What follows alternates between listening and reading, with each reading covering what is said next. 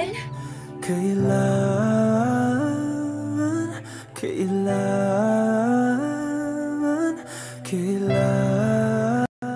Hindi sinabi nila Maria at James kay Ann ang katotohanan dahil ayaw nilang gumulo pa ito sa isipan ni Ann hanggang sa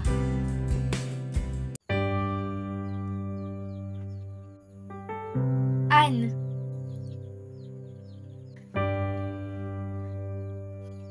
Ikaw na naman?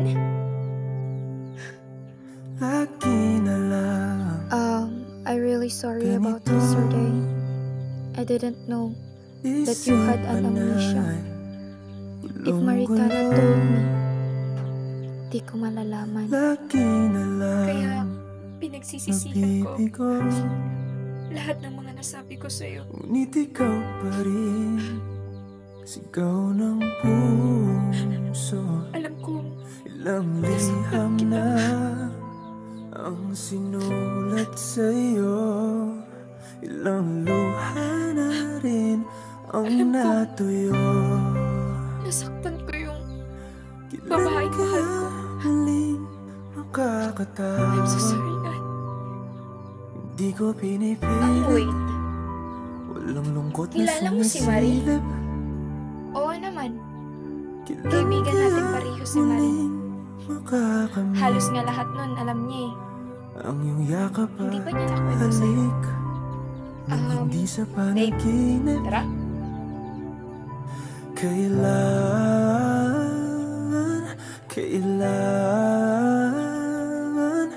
Kailan James? ang dating tayo. Magkakilala kayo? Hindi! Oo. Hindi kami magkakilala. Ngayon ko nga lang niya nakita eh. Kung ano man ang Tara totoo, na, James. Muna ka na. Susunod ako. isip man ay litong-lito.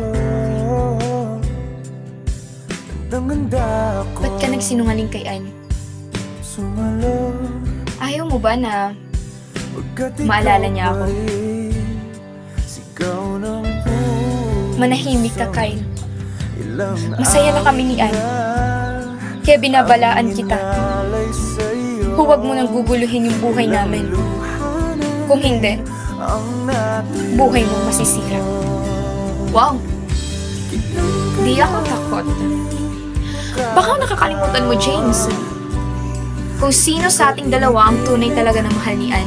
Walang lungkot na sumisilip. Baka nga, minahal ka lang niya dahil sa may amnesia siya.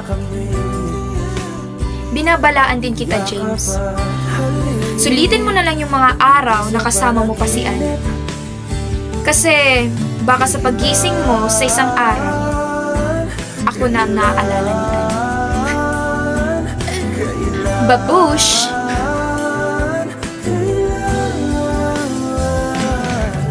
Napakayabang ah.